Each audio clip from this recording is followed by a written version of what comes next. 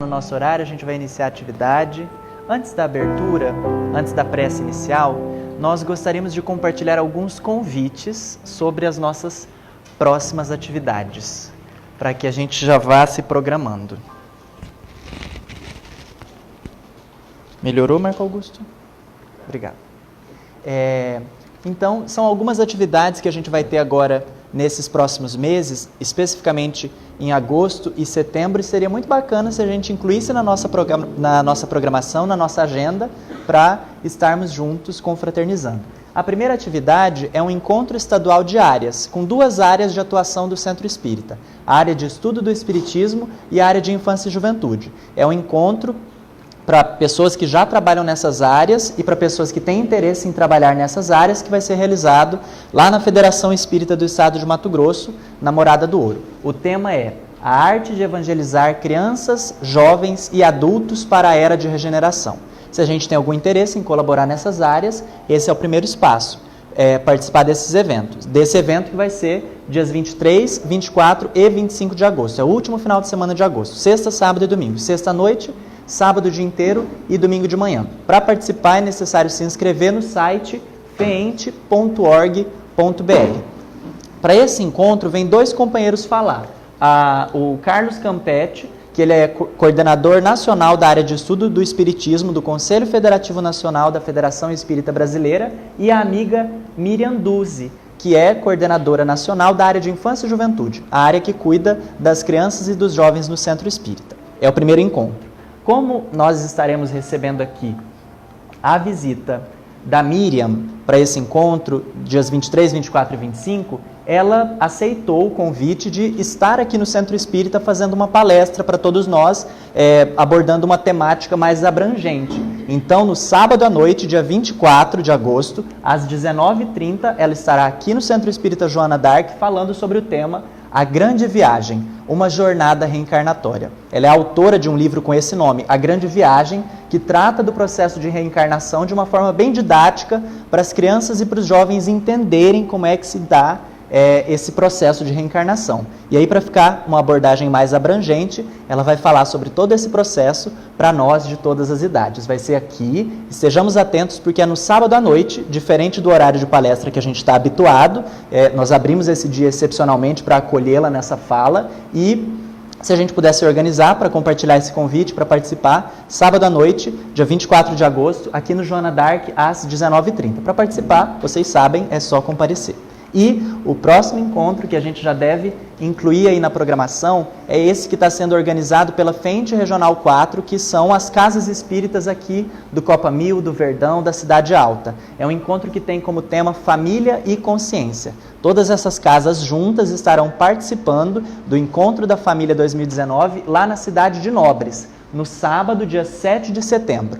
É uma programação que vai das 9h30 da manhã até as 4h30 da tarde, para dar tempo da gente se deslocar até Nobres e voltar com alguma tranquilidade. Para participar não precisa se inscrever, a inscrição é gratuita, a gente vai compartilhar pelo WhatsApp o link de inscrição, e na semana que vem nós teremos aqui no centro um espaço para quem quiser participar, se inscrever nessa atividade. É uma inscrição gratuita só para que a equipe se organize com a divisão dos grupos de estudo e tudo mais. Se nós pudermos participar também, no sábado, 7 de setembro, vai ser uma oportunidade de estreitamento de laços entre as casas da região e refletindo sobre a família e a consciência. São esses três convites que merecem a nossa atenção e merecem o espaço na nossa agenda e no nosso coração. Se a gente puder se organizar para participar, vai ser muito bacana. Para a abertura, então, da atividade de hoje, nós leremos uma mensagem da obra Filho de Deus, ditada pelo espírito Joana de Ângeles e psicografada por Divaldo Franco.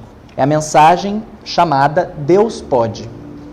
Desde cedo que sofres apodos, acusações, desestímulos. Informaram-te que jamais serás alguém. Impuseram-te o fracasso como saída única para as tuas aspirações. Cercearam-te o passo, juncando-te o caminho com urze e pedrouços. Cresceste tímido e amargurado, realmente sem lograr sucesso nos empreendimentos encetados, o que facultava aos teus agressores confirmar aquele prognóstico sombrio. prosseguem ressoando nos teus ouvidos as diatribes que te infelicitaram a vida, tornando-te um sofredor inveterado. De certo modo, és vítima desses fatores, cujas causas espirituais procedem de outras vidas, quando a soberba e a indiferença eram as marcas do teu caráter. Esqueceste-vos, os teus acusadores e tu, do poder de Deus, que te destina a vitória sobre todas as vicissitudes. Ignorando ou deixando à margem essa força do amor, tornaste-te uma sombra nas sombras do mundo. Todavia, jamais te ouvides de que Deus tudo pode. Embora estejas transitando entre sombras e névoas, Deus pode retirar-te daí, impulsionando-te à claridade libertadora.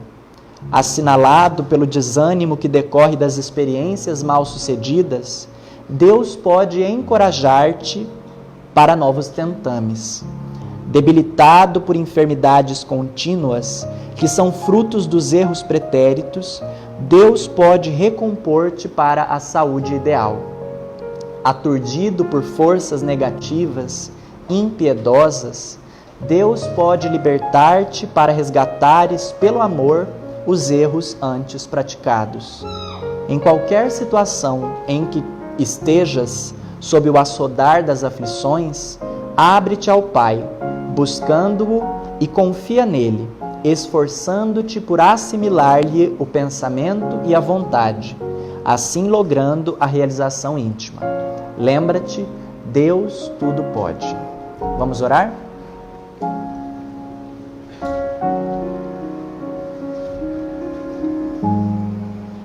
Amado Mestre Jesus, é com muita gratidão que aqui nos reencontramos para comungar contigo, Mestre, esse momento de intimidade, esse momento de reflexão, que consigamos, Mestre, aproveitar essa experiência para iluminar os nossos caminhos, para iluminar a nossa mente. Consigamos estar aqui por inteiros e aproveitar dessa oportunidade para refletir sobre as questões da vida, de forma mais consciente, mais disponível, mais amorosa. Fortalece-nos, Mestre querido, para que nos mantenhamos na sintonia do Teu coração, inspirando com especial solicitude a nossa palestrante da noite de hoje, que tem a responsabilidade de nos conduzir nessas reflexões. Esteja conosco presente por meio dos Teus emissários amigos, por meio dos benfeitores amigos que conduzem as atividades dessa instituição espírita. Consigamos, Mestre, com o auxílio do Teu coração e dos Teus emissários, ter uma experiência de contato com o Teu amor. Abençoe-nos, inspire-nos e envolva-nos em Teu abraço amoroso hoje e sempre. Que assim seja. A nossa palestra de hoje tem como tema o céu e o inferno por ocasião do aniversário dessa que é uma das obras básicas da doutrina espírita, celebrado no último dia 1º de agosto. Quem vai falar para a gente é a amiga Juliana Zafino, que é colaboradora da área de estudo do Espiritismo da Federação Espírita do Estado de Mato Grosso. Conosco, a nossa Juliana. Esse aqui você vai usar?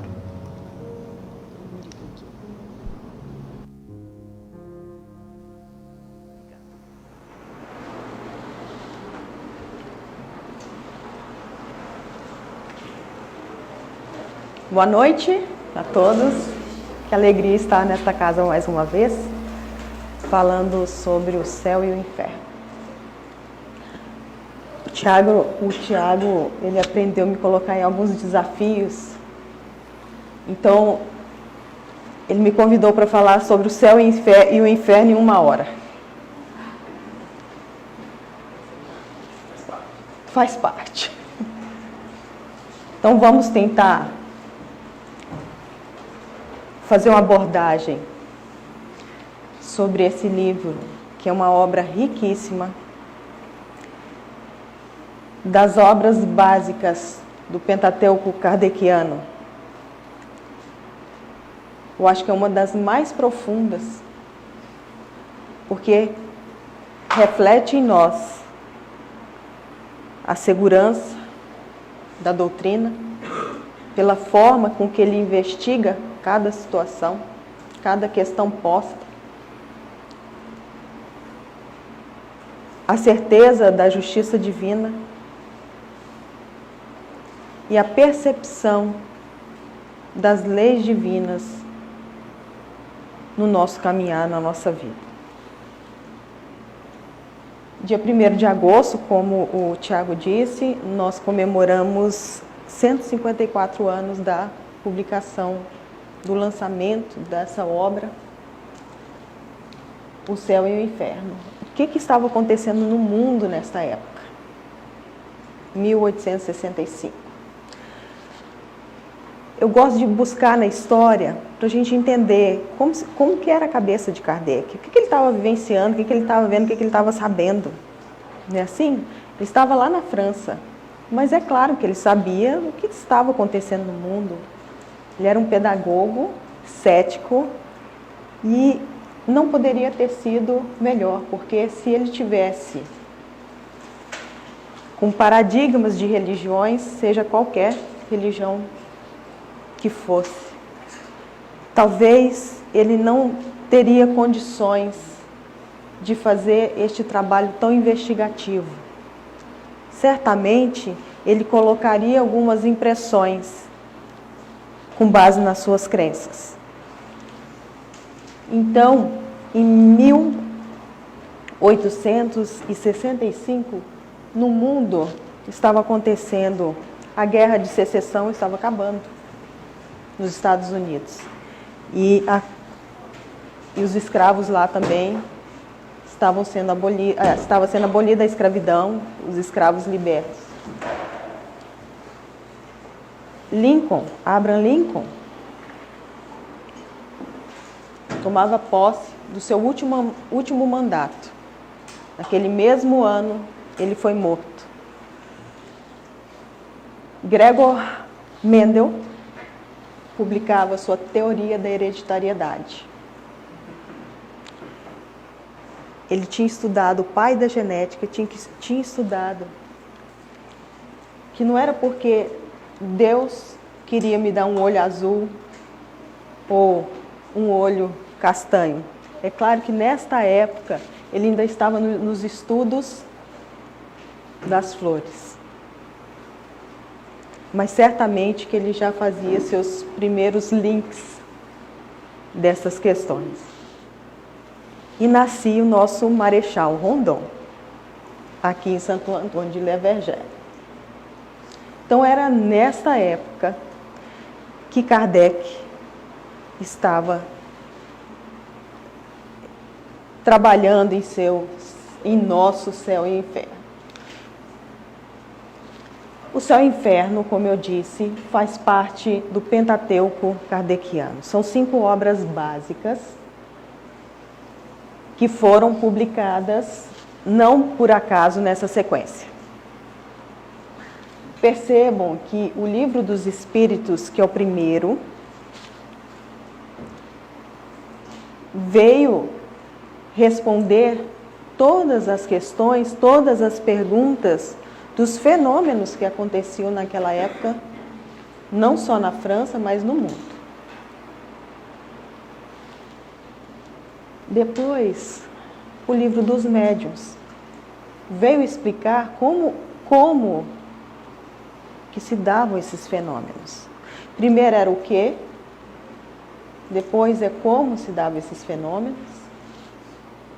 O Evangelho segundo o Espiritismo veio tratando de toda a questão moral. Imaginem a confusão que não estava. No filme de Kardec, a gente pode perceber um pouquinho, né? Tinha as reuniões sérias, mas as reuniões também não tão sérias, eles aproveitavam para fazer show daquilo. Então, no Evangelho segundo o Espiritismo, os espíritos vêm ajustando, eles vêm tratando de questões morais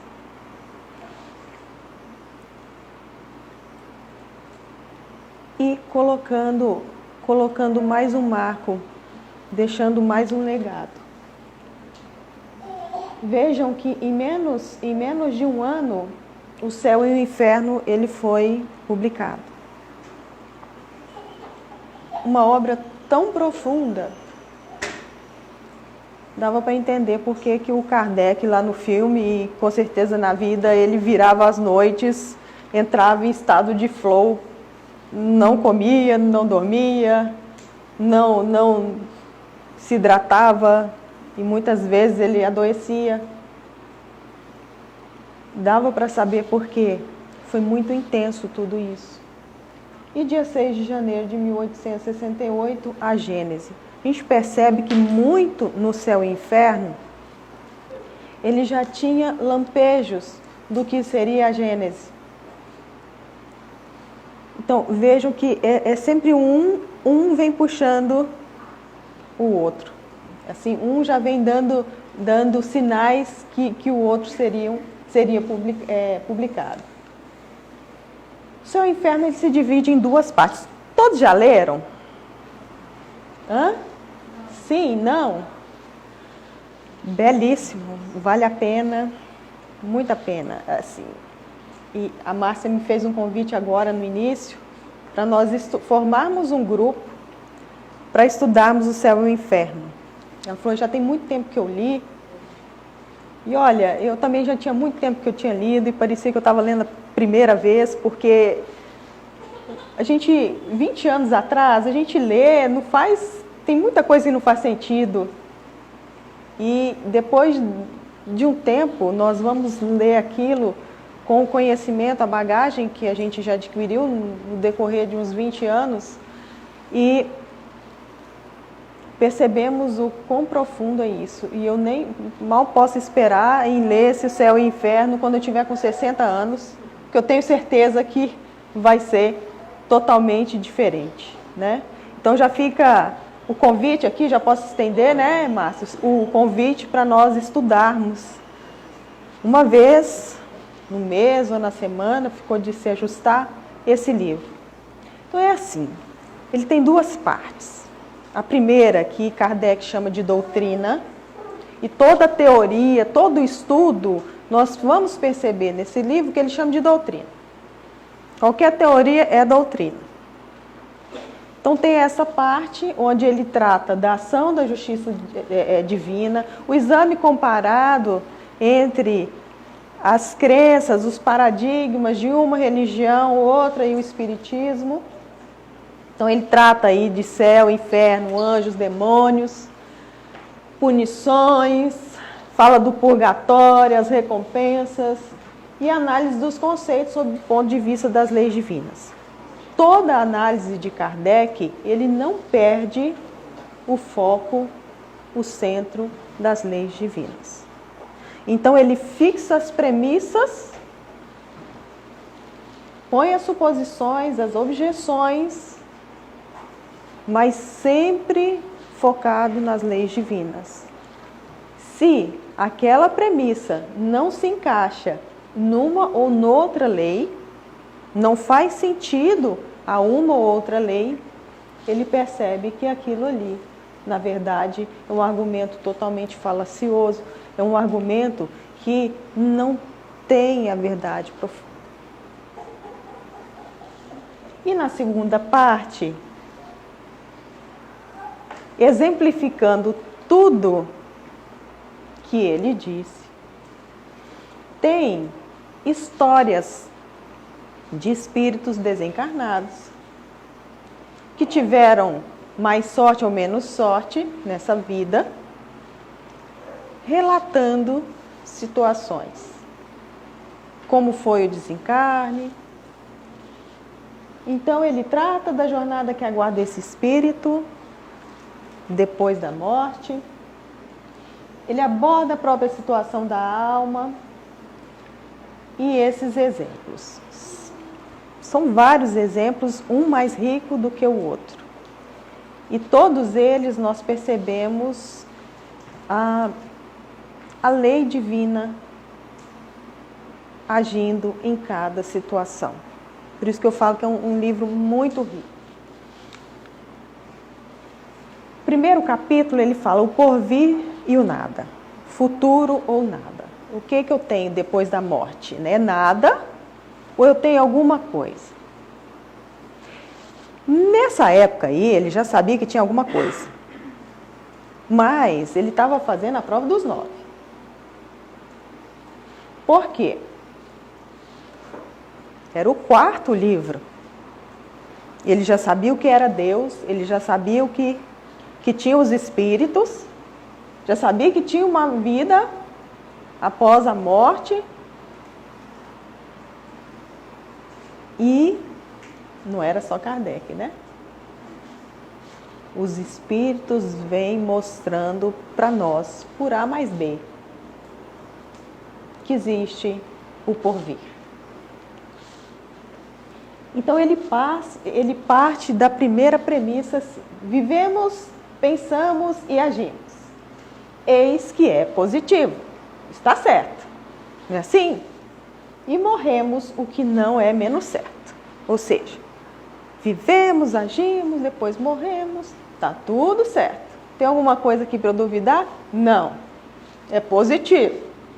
No entanto, deixando a Terra, para onde vamos? Todos ficam ali no mesmo lugar? Tem algum lugar que nós vamos? Que seremos após a morte? Estaremos melhor ou pior? Existiremos ou não? Vivemos eternamente ou tudo se aniquilará para todo o sempre? Então tudo isso. Olha só a coragem. Aí ele já percebeu que ele estava sendo... todo o suporte eram dos espíritos. Porque se fosse sozinho, olha a coragem de colocar em xeque tudo que ele já tinha publicado. Tudo que ele já tinha difundido. Já pensaram se da conclusão dele, ele chegasse no nada? Ele se submeteu a isso. Precisou de muita coragem. E a gente vê pelas premissas que ele fixa, pelas indagações que ele faz, que ele não aliviou foi nada. Buscou a fundo mesmo provar por A mais B que o porvir existia. Vejam, a época era de positivismo. Tudo voltado para a ciência, tudo voltado para prova. Eles tinham que ver para crer em alguma coisa. Eles não acreditavam em teorias que não se pudesse provar. Então ele partiu do pressuposto do positivismo e começou a analisar o nada e o porvir sob o ponto de vista da teoria nihilista difundida por Friedrich Nietzsche, a teoria da absorção do todo universal e ainda sob o ponto de vista do panteísmo e da religião. Ele, en passant,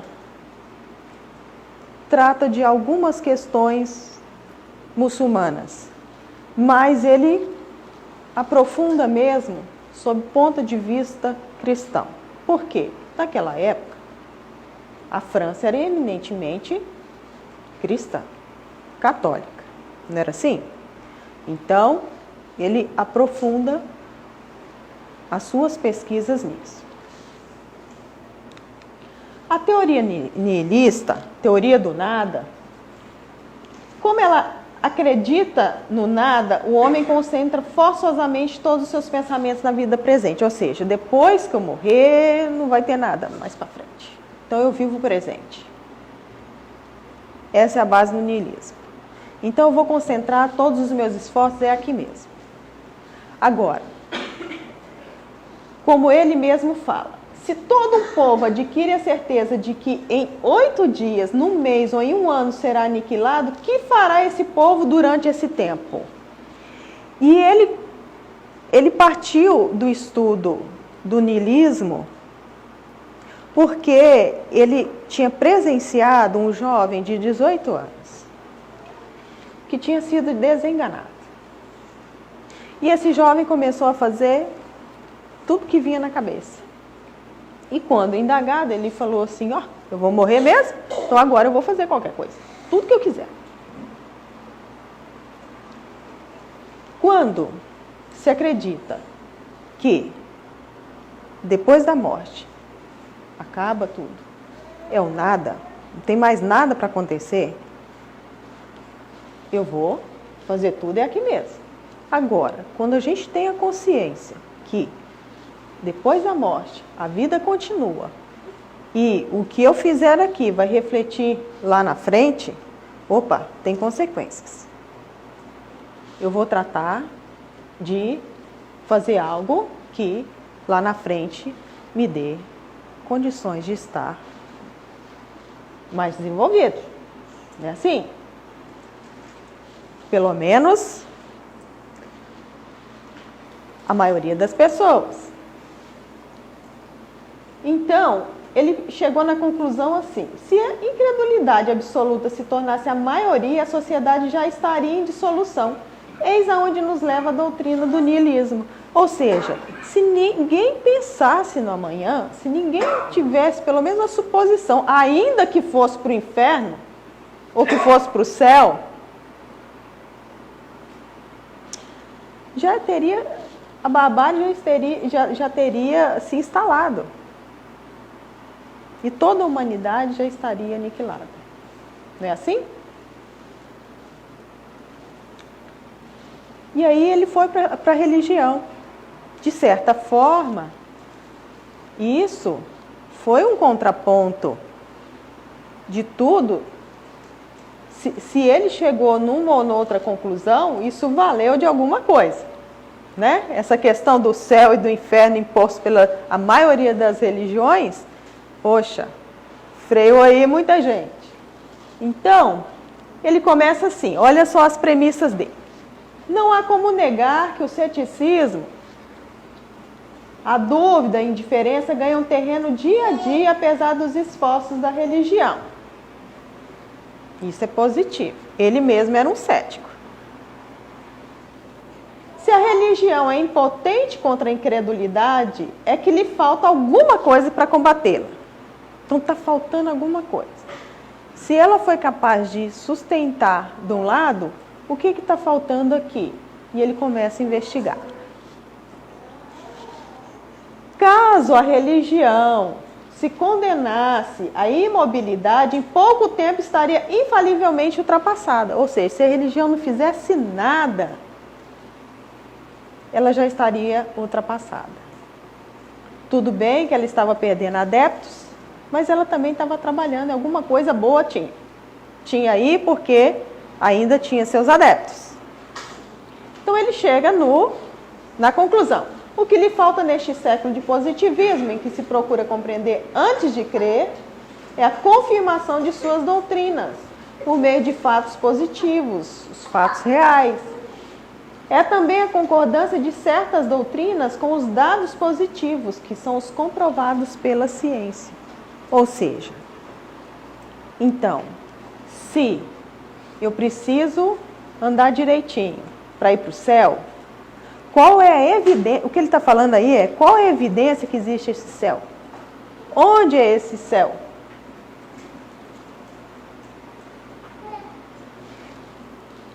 E é isso que ele vem falando. Quais são essas evidências? Para o cético, ele quer saber o que acontece. E ele até fala num trecho que ainda bem que não existem céticos 100% céticos. Eles sempre acreditam em alguma coisinha.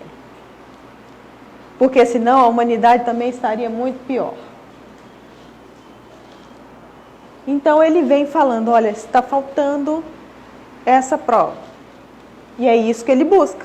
É provar o que ele percebeu que faltava. Na teoria da absorção do todo universal, o princípio é: o ser sai desse todo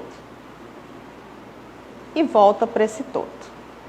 Aí ele começa a pensar: olha, todas as gotas de água tomadas do oceano se assemelham e possuem idênticas propriedades como parte de um mesmo todo. Ou seja, se eu saio desse todo e volto para esse todo, por que na hora de sai gente de tudo quanto é jeito, sai estúpido, sai inteligente, sai gente boa, gente de má índole, e esse todo, quando volta, não absorve nadinha dos que, tanto para um lado, tanto para o outro? E esse todo, ele está em desenvolvimento também? Não é absoluto? Então, olha só.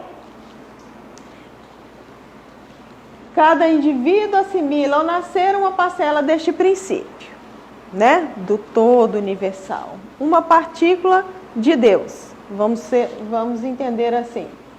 Que constitui sua alma e lhe dá a vida, a inteligência e o sentimento, que nem é Deus, é o ser supremo, é a inteligência suprema. Eles não chamam de Deus. Pela morte, essa alma volta ao foco e se perde no infinito, qual gota de água no oceano. Então, tornando a alma entrar no todo universal, de onde havia saído e havendo progredido durante a vida, leva-lhe um elemento mais perfeito. Daí se deduz que esse todo, com o passar do tempo, se encontraria fundamentalmente melhorado. Assim como se explica saírem incessantemente deles almas ignorantes ou perversas. Ou seja, ele precisava ter passado pelo livro dos Espíritos, ter todo esse conhecimento da evolução, da lei divina do progresso.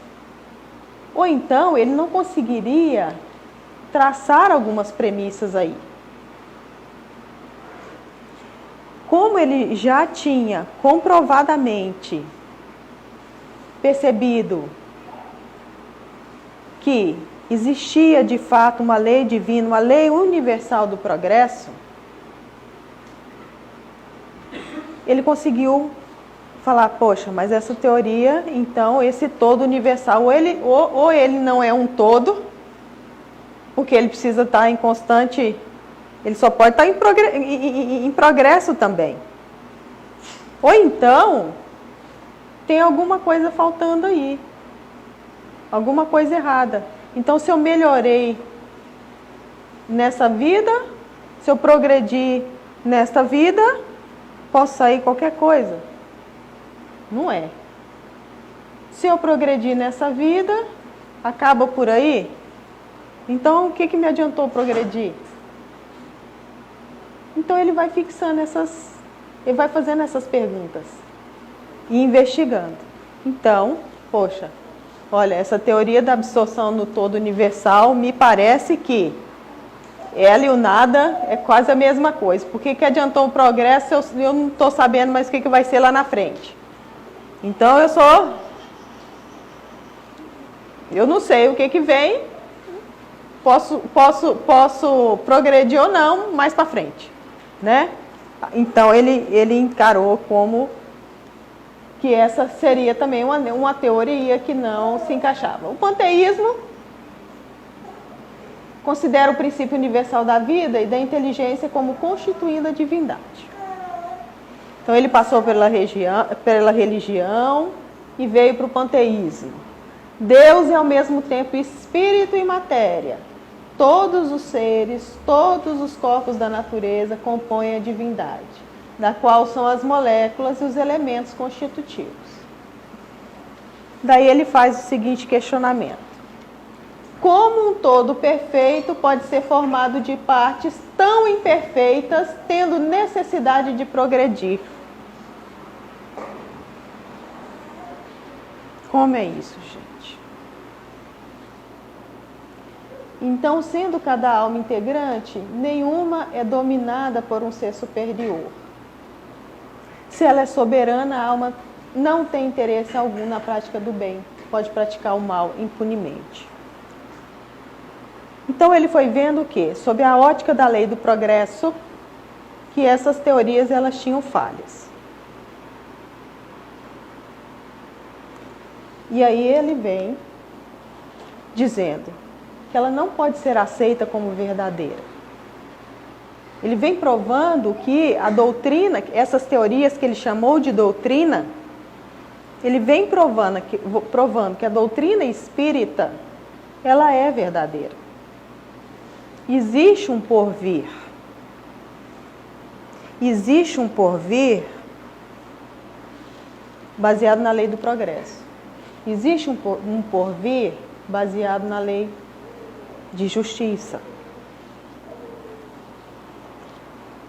Então, se o único fato lhe trouxer um desmentido, é que não contém a verdade absoluta. E ele achou esse desmentido em cada situação.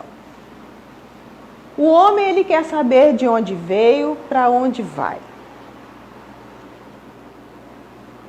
Instintivamente, ele acredita no seu futuro. Não é assim?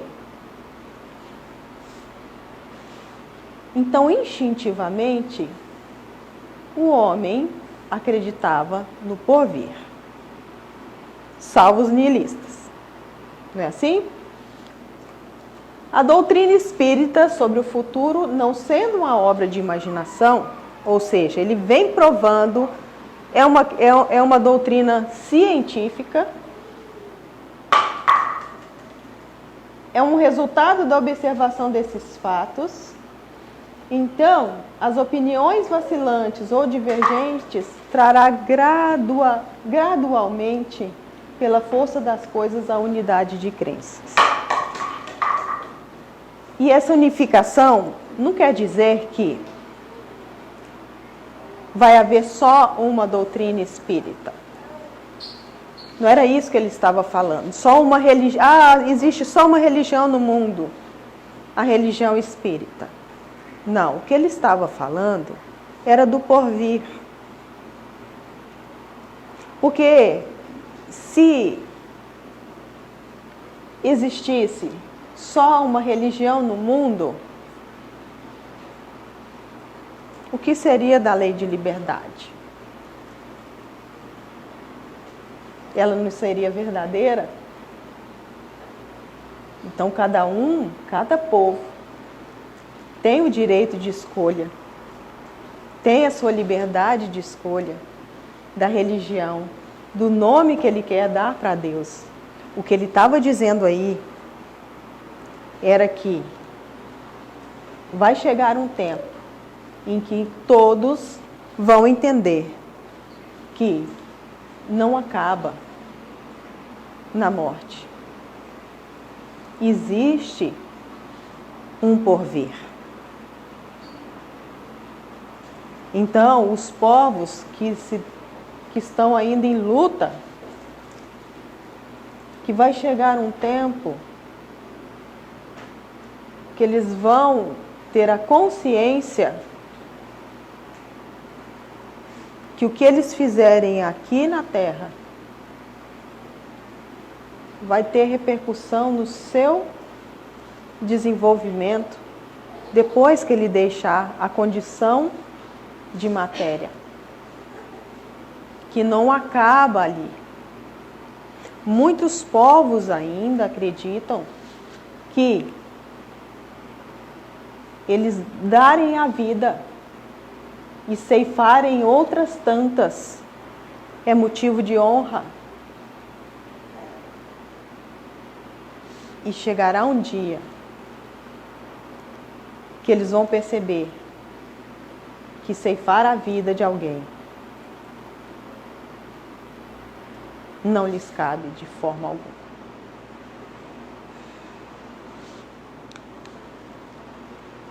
O céu. Quem vai para o céu aqui?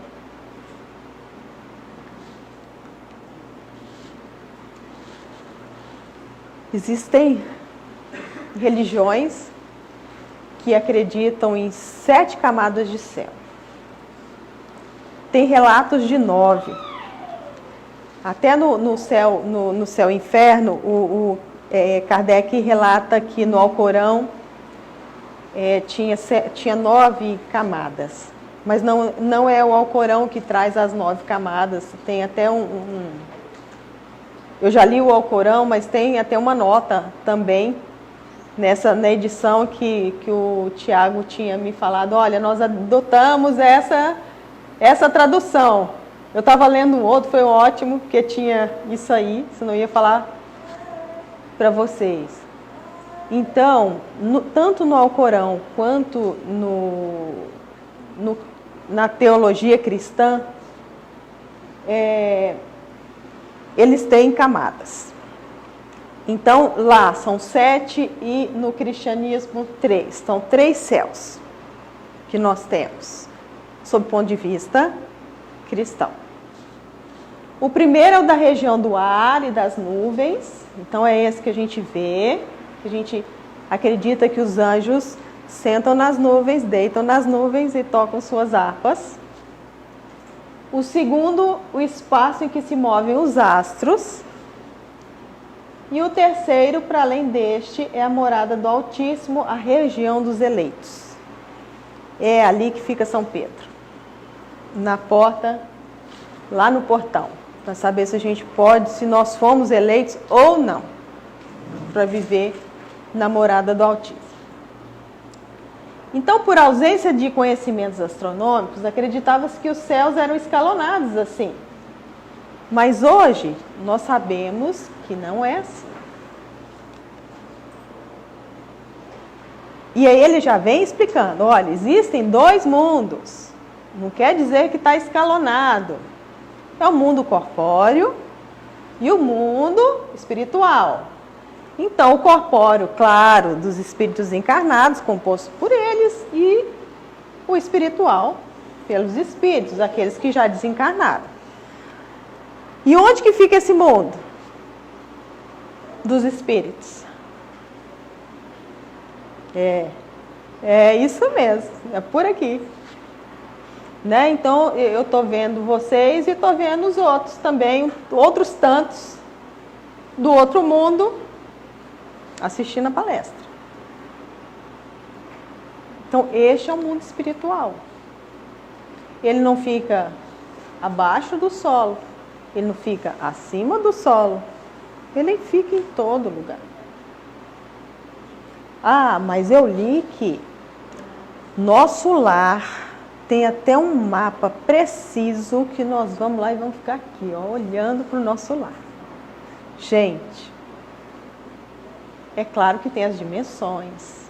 Nós vamos ver que os espíritos eles vão se aglomerar de acordo com a sua vibração, as suas crenças.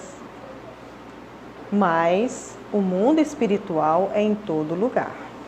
Então, muitas vezes a gente acha que colocando uma cerquinha ali, ó, só nosso, não é bem assim, tá? Para eles não existem cercas. Então, esses seres corpóreos estão ligados à Terra ou a um globo qualquer, certo? Então, ele já trata que existem outros planetas que são habitados. E ele fala aí que matéria, não é espírito. Então, ele, em 1854, ele já vem falando isso. Isso é um tabu para muita gente, né, que quer não acreditar que existem outros povos morando em outros planetas. Só nós que fomos criados. E o mundo espiritual ostenta-se por toda parte, em redor de nós. A morte é a ruptura desses laços. E aí, na segunda parte do céu e inferno, a gente pode perceber que alguns relatos, eles deixam o corpo físico e depois não precisa passar aquele tempo todo de Allan Kardec no umbral, não. Alguns já se comunicam e tem relatos já de que estão no auxílio. E isso vai de acordo com o nosso desenvolvimento. Não é assim? Por isso que muitas vezes a gente fica pensando, eu vou sair daqui, para onde que eu vou? Vou ficar quanto tempo para voltar a trabalhar? Olha, pode não ser tão grande essas férias não. Porque tudo envolve trabalho. E o progresso envolve trabalho. Os espíritos são criados simples e ignorantes, mas dotados de aptidão para tudo conhecer e progredirem em virtude do seu livre-arbítrio.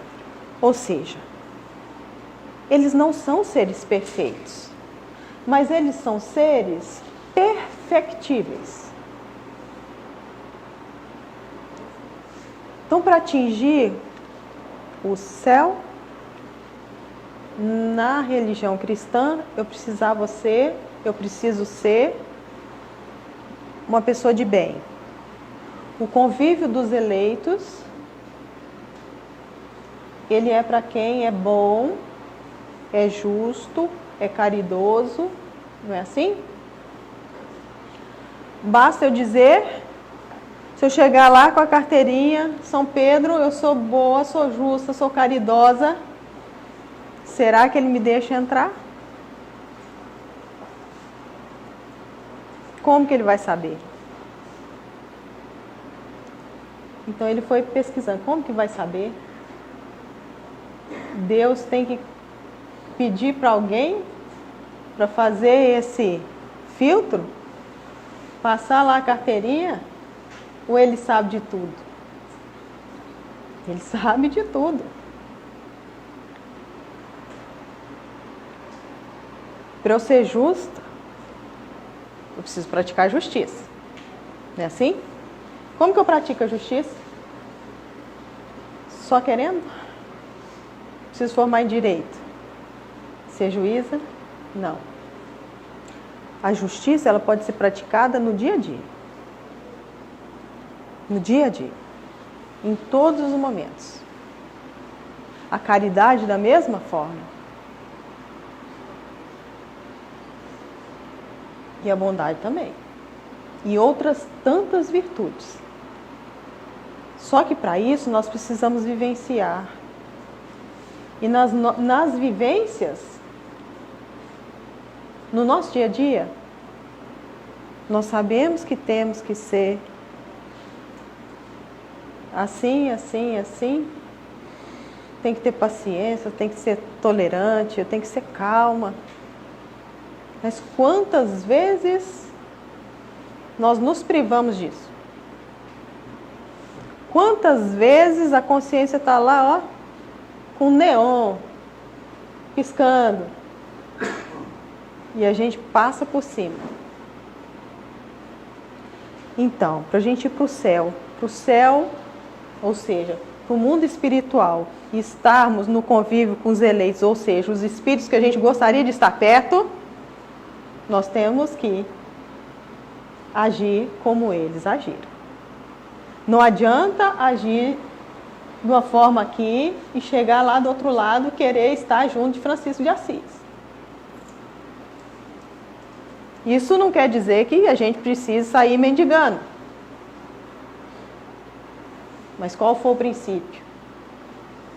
Humildade. Eu posso ser humilde e muitas vezes o desafio vai ser maior de se manter a humildade quando se tem poder, quando se tem dinheiro. E se desenvolver essa virtude, aí sim, um dia a gente chega lá. E esse progresso tudo tem a ver com essa felicidade. E é muito interessante, por isso que eu falo que a leitura disso aí vai dando até estímulo para a gente. Quando ele fala de felicidade relativa, quantas e quantas vezes nós pensamos assim, felicidade relativa é aquela alegriazinha mais ou menos. Eu não posso ser feliz quantos de nós espíritas criamos um paradigma de que nós não podemos ser felizes porque a felicidade não é deste mundo? O que ele estava falando? A felicidade completa, a felicidade plena não é deste mundo. Porque aqui nós somos ainda um planeta de provas e expiações caminhando para regeneração.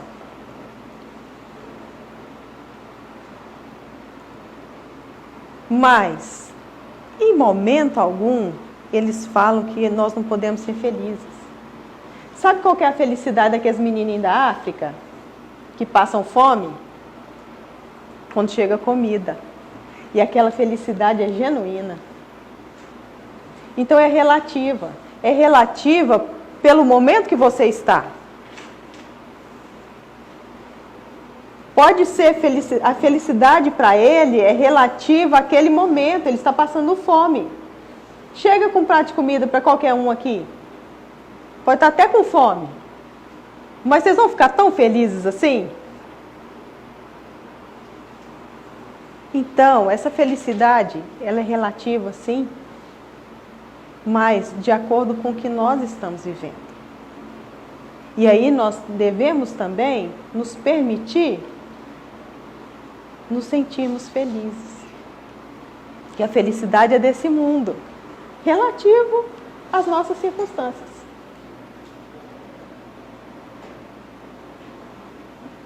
Faz sentido isso? Ontem eu vi uma reportagem de uma haitiana que o povo deu um vale de R$50 para ela. Ela falou que ela nunca tinha feito uma compra naquele valor. Eu fui lá, no Haiti, vieram para cá, devido à pobreza. Né? E aqui, aí eu estou mostrando, ela falou que não, que aqui as pessoas ajudam a outra. Certamente que ela está mais feliz aqui do que lá. Ela pôde experimentar felicidade. Isso seria pleno? Por isso que a felicidade plena não é deste mundo, porque lá no outro, ela não vai precisar fazer essas compras, não vai precisar disso tudo. O trabalho é voltado não para sustentar, para comer. O trabalho é voltado para o progresso espiritual.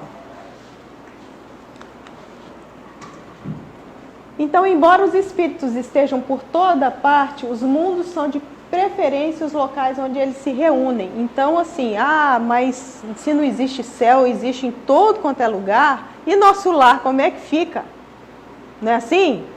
E quando eu morrer, eu quero ir para o nosso lar. Deve estar uma superpopulação do tanto de gente que eu já ouvi falar. Não é assim? Será que não existe nenhuma outra colônia? Claro que existe, né, gente? Então, olha só, os espíritos, eles se reúnem, né, em virtude da analogia existente entre eles, eis que o habitam. Então, se eles gostam mais da natureza, a gente tem relatos aí de várias colônias, não é assim? Umas que tem cachoeira, umas que tem, assim, mais futurista. São N colônias. Tá, tudo bem. Mas isso tem a ver com o quê? Com afinidade, com analogia. O que eles gostam? Para onde você gostaria de estar? O que você desenvolve ali? Não é assim? Então, cada globo tem, de alguma sorte, sua população própria de espíritos encarnados e desencarnados, alimentada em sua maioria pela encarnação e desencarnação dos mesmos. É um ciclo. Nessa imensidade sem limites, onde está o céu? Se o céu é o mundo espiritual e o mundo espiritual está em todo lugar, onde está o céu? Aqui é o céu. Tem certeza? Nada o cerca nem lhe traça limites. As virtudes franqueiam a convivência nos mundos felizes e os vícios interditos. tem certeza que aqui é o céu? Quando eu penso assim, quais são as cerquinhas que eu estou colocando para não enxergar aqui como céu? Dos nossos vícios. Eu ponho uma cerquinha, ou tudo que eu enxergo como que não seja o céu, eu coloco uma cerquinha aqui do egoísmo. Eu coloco uma cerquinha aqui da intolerância. Lá na frente eu coloco uma cerquinha da raiva.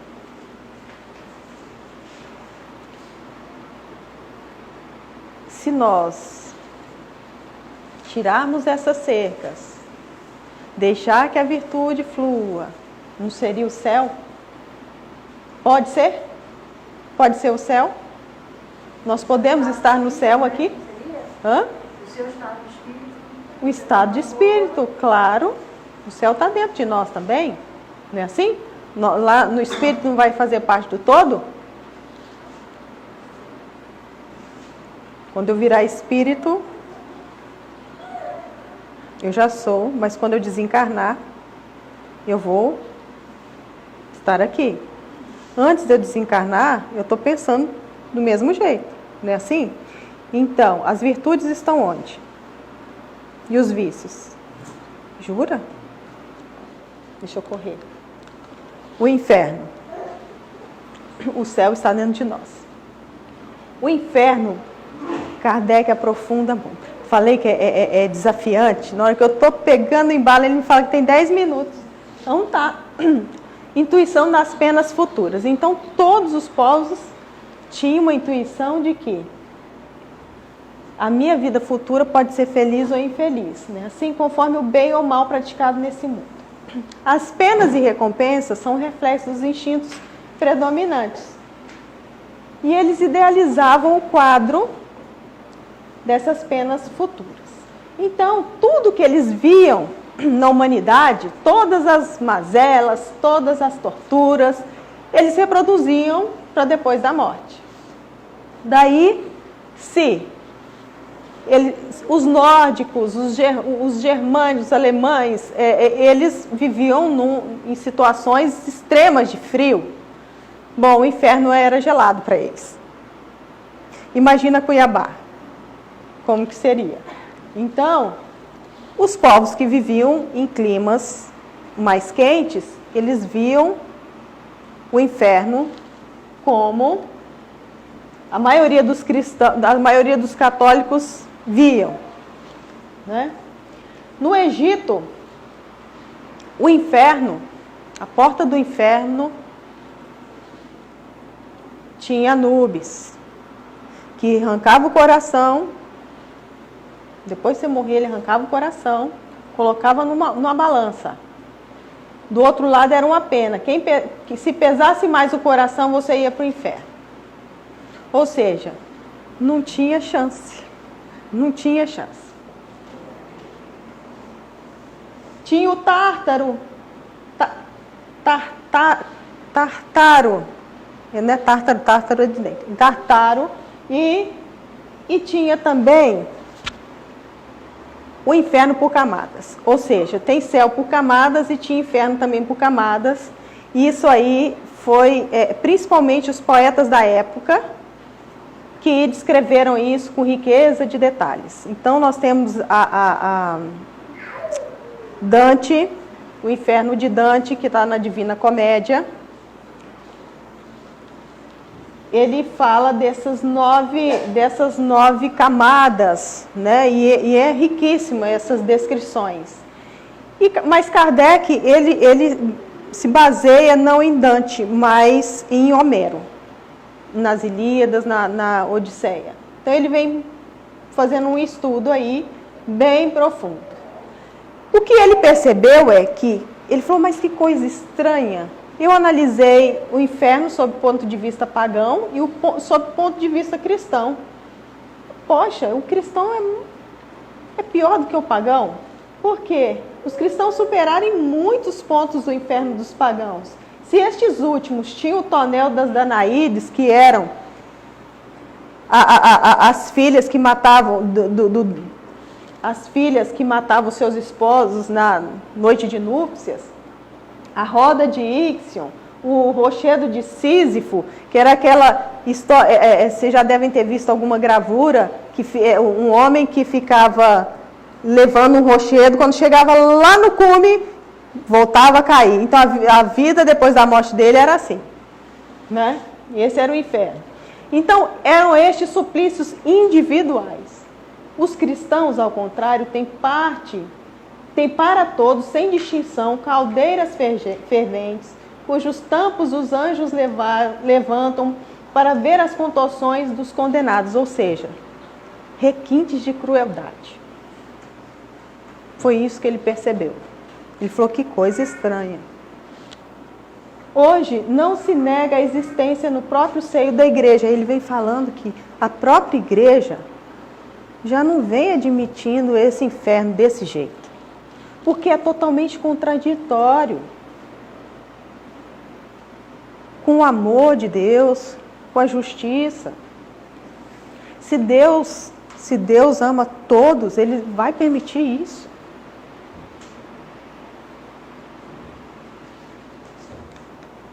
Então, qual que é a conclusão? É de perguntar-se como alguns homens foram capazes de ver essas coisas em estado de êxtase, ou seja, como foi que eles viram o inferno dessa forma? Porque quando elas de fato não existem, o inferno não existe. Não desse jeito. Não é material.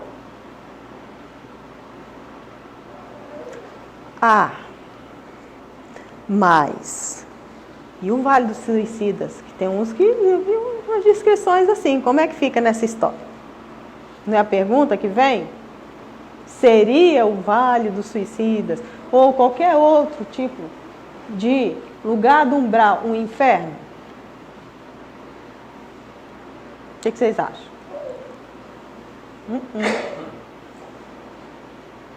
É material? Depois que desencarna, vira tudo mundo espiritual. Como que se forma aquilo?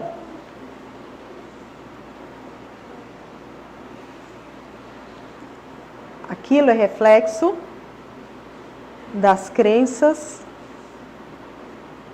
daquele espírito. Da mesma forma que a gente pode perceber nos homorfismos, espíritos que adotam, que se veem como animais.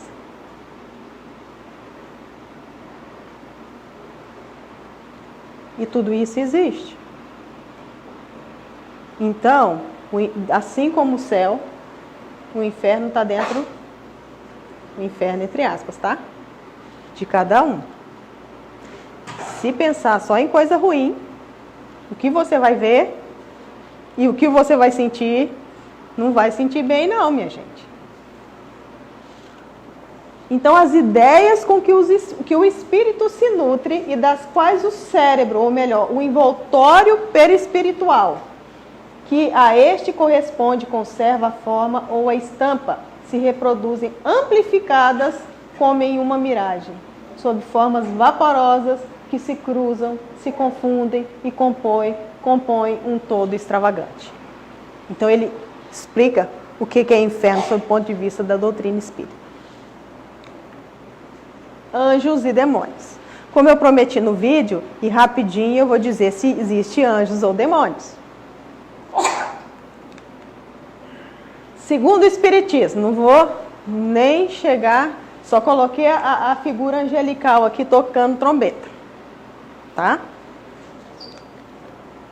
Não se pode pôr em dúvida a existência de seres dotados de angelitude. Ou seja, essas qualidades. Kardec, para andar mais rápido, Kardec, ele vem demonstrando que, se nós somos criados seres simples e ignorantes, e existe uma lei do progresso, que cada encarnação, cada época, eu sou livre para escolher o que fazer, mas eu vou progredindo. Se eu progredir no bem, chega um momento que eu serei um anjo. Porque eu já desenvolvi todas as virtudes. Então, as almas e os espíritos são criados assim, e o trabalho é o meio de aquisição. E o fim, que é a perfeição, é o mesmo para todos. Ou seja, nascemos simples, mas qual que é o fim, também entre aspas, de tudo isso? Onde que é a nossa chegada? É na perfeição. Então, é o mesmo para todos e alcança no mais ou menos rapidamente. Cada um tem a sua velocidade. Então, o Tiaguinho, ele já vem desenvolvendo mais tempo que nós. Não é assim? Quando ele fala com essa desenvoltura, ou seja, vamos nos desenvolver também. Qual o problema disso? Cada um tem seu tempo. Não queiramos ser perfeitos de hoje para amanhã. Isso não é possível. De forma alguma. É preciso tempo. Porque a gente não aperta um botãozinho e fala assim, virtudes, né? Igual a gente escolhe ultimamente, estou escolhendo tudo, apertando botões e virtudes. Eu não tenho como fazer isso. Então é desenvolvendo mesmo, no dia a dia. Então ele chega as primeiras fases, ele vem falando e chega na conclusão que anjos são, pois, as almas dos homens chegados ao grau de perfeição que a criatura comporta, gozando em sua plenitude da felicidade prometida. Então, todos nós somos anjos em potencial. Todos nós. E nós chegaremos nessa felicidade. Nós chegaremos nessa plenitude e nessa perfeição. E análise, 3 minutinhos mais. Análise e o estudo vai ser muito interessante. Não sei, a Márcia, vai ser muito interessante nós buscarmos outras obras e fazer uma análise sistêmica disso aí. Porque olha só, o que Kardec estava falando em 1865, depois o exemplo veio com Ivone, quando ela fala na obra Memórias de um Suicídio. Então Kardec trata assim, antes porém de atingir o grau supremo, desfrutam de uma felicidade relativa ao seu adiantamento. Felicidade que consiste não na ociosidade. Ninguém vai ficar tocando arpinha deitado na nuvem. Mas nas funções que apraz a Deus confiar-lhes e por cujo desempenho se sentem felizes, visto que tais ocupações representam para ele um meio de progresso. Olha só como que nós somos anjos em potencial. Quantos de nós somos trabalhadores espíritas? No limite das nossas forças e das nas nossas condições, Deus também já nos confia.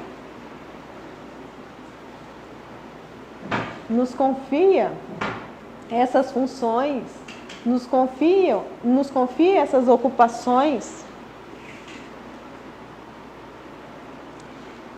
Isso é para que possamos refletir sobre as missões que Deus nos confia, ou seja, as oportunidades do trabalho que chegam para nós.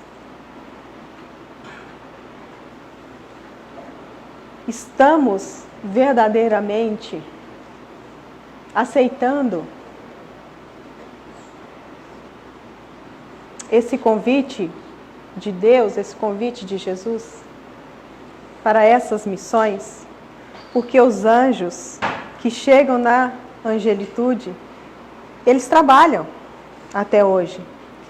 E desenvolvendo esses trabalhos, eles se sentem felizes. E nós nos sentimos felizes também desenvolvendo os trabalhos? seja na casa espírita, seja qualquer tipo de trabalho social, para o nosso desenvolvimento, para o auxílio ao outro. Podemos refletir. E aí Ivone fala assim, daquele momento, ela descrevendo Maria como um espírito que atingiu a condição angélica. Daquele momento em diante, estaríamos sob a tutela direta de uma das mais importantes agremiações pertencentes à Legião.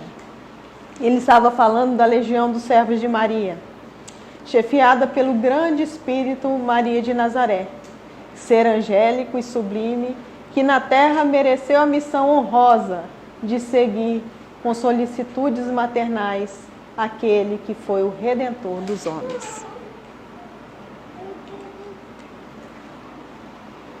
Quantas mulheres que podem não ter acolhido no ventre aqueles que descobririam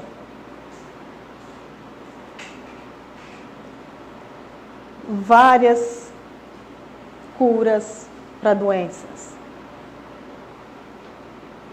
Quantos de nós, ao recebermos uma ou outra missão,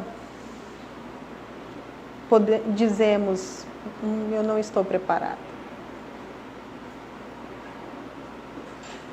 Eu falo porque isso passa comigo. Né? O palestrante não é um ser perfeito, é um anjo em potencial da mesma forma. Quando me convidaram para fazer essa palestra, eu vou confessar, eu falei, será que eu tenho condições? Será que eu estou pronta? Eu vou dizer uma coisa. A gente só sabe que está pronta quando vem. Sem isso, não tem como saber. Então, os demônios, como nós vimos, nada mais são do que espíritos. Não é assim? Se depois que nós deixamos o corpo, viramos espíritos e temos os seres angelicais, espíritos que vão se desenvolvendo e progredindo até virarem seres angélicos, os demônios são o quê? Anjos em potencial. Da mesma forma. Os demônios, eles são retratados na Bíblia. E por que Jesus não explicou nada naquela época? Porque ele disse assim, eu não vim para destruir a lei. Como que ele vai, de repente, quebrar todos os paradigmas, mudar todas as crenças? As pessoas iam pirar. Não dava, eles não tinham condição naquela época. Então, várias situações. Na Bíblia, em Marcos, fala assim, estava na sinagoga deles um homem com um espírito imundo, o qual exclamou, dizendo, que temos contigo, Jesus Nazareno? Vieste destruir-nos? Bem sei quem és, o Santo de Deus. E repreendeu Jesus, dizendo, cala-te e sai dele. Então o espírito imundo, agitando e clamando com grande voz, saiu dele.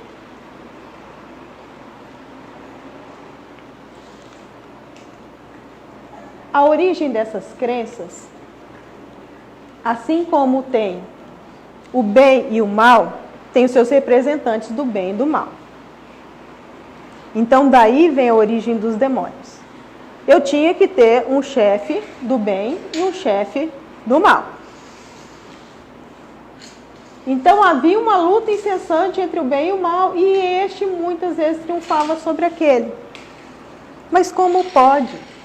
Então, não se podendo racionalmente admitir que o mal fosse obra de um poder benfazejo, concluiu-se pela existência de dois poderes rivais no governo do mundo. Ou seja, isso tudo aconteceu com ele, mas não é para o progresso. Eles não tinham essa concepção. E às vezes é por injustiça mesmo, é escolha, é livre-arbítrio. Mas o mal estava posto. Então, temos que ter alguma coisa de diferente. Foi aí essa dicotomia. Daí nasceu a doutrina dos dois princípios, o do bem e do mal, e por consequência do demônio. Mas Jesus foi tentado pelo demônio. Quem era esse demônio? Era o demônio?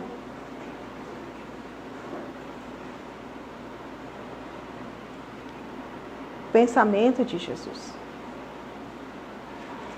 Então, existem duas situações. Demônios, quando se fala da Bíblia.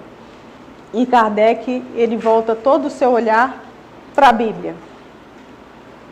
Dos espíritos menos desenvolvidos, menos esclarecidos. E existe também nessa situação.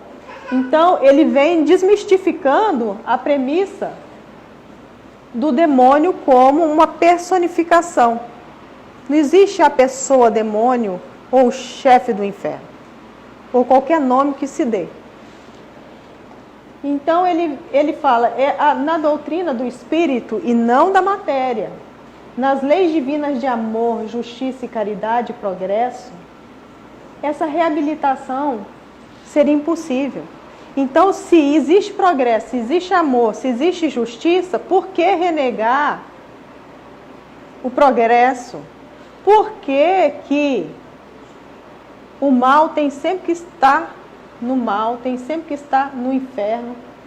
Então, não existiria a lei do progresso, não existiria a lei de amor, de justiça, de caridade. Então, ele desmistifica isso. Poxa, isso não é real.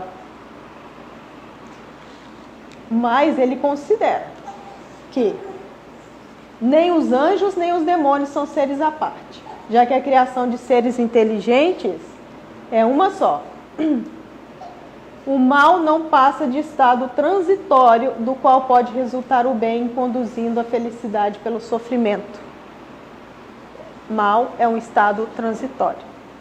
Quando Jesus foi tentado pelo demônio, ele tinha que fazer as escolhas dele. A missão dele era espiritual. A missão dele não era terrena, não era material. Ele poderia ter o reino, ele estava com fome, ele poderia ter a matéria. Mas não foi para isso que ele veio. Então, às vezes, os nossos demônios internos são as nossas próprias convicções. Em que nós acreditamos? Temos condições de saber o que é bom, o que é ruim, o que é bem, o que é mal? Temos? Temos. Consciência? Temos a consciência, temos toda a condição. Há espíritos, aí o Kardec vem considerando, da mesma forma que ele considera existir espíritos angelicais, ele considera que há espíritos em todos os graus de adiantamento moral e intelectual, conforme essa posição que se acha na escala do progresso. Nas classes inferiores, destacam-se espíritos ainda profundamente propensos ao mal e que nele se comprazem. Isso não se pode negar. Isso era comprovado. A estes pode-se denominar demônios, caso se queira. Caso se queira. Não é que eles eram a personificação de um demônio. Pois são capazes de todos os malefícios atribuídos aos últimos. Às vezes eles culpavam, estavam amando do demônio. Mas não existia demônio. Era escolha deles de estar fazendo o mal. Então, o Espiritismo não dá o nome de demônios, porque o termo se prende a uma criação distinta do gênero humano como seres da natureza essencialmente. Por que ele falou, se você quiser chamar de demônio você chama. Porque ele não estava escrevendo isso só para espíritas. Ele estava escrevendo isso como um livro, pesquisa científica, para todos. Nós, espíritas, sabemos que aquele ser que está ali, às vezes até falando que está amando do demônio, na verdade é um espírito equivocado nas suas convicções ou nas suas escolhas. Mas é um anjo em potencial, porque dentro dele tem o mesmo bem que dentro de nós. A lei do progresso nos permite concluir que Deus não criou anjos ou demônios, mas seres simples e ignorantes, livres para praticarem o bem ou o mal. Uma só espécie de seres inteligentes, submetidas à lei do progresso, tendo o mesmo ponto de partida e a mesma rota a percorrer, elevando-se a criatura pelo próprio mérito. Corresponde melhor à justiça de Deus do que a criação de espécies diferentes, mais ou menos favorecidas de dores naturais, que seriam outros tantos privilégios. Então, minha gente, todos nós saímos do mesmo ponto de partida. Todos nós chegaremos no mesmo ponto de chegada. Uns antes, outros depois, mas todos chegaremos. Isso é inevitável. E é isso que nos conforta. E é isso que nos consola. E não por acaso, a nossa doutrina espírita, ela é chamada de o Consolador prometido. Eu peço licença, agradecendo a todos vocês, para fazermos a nossa oração final.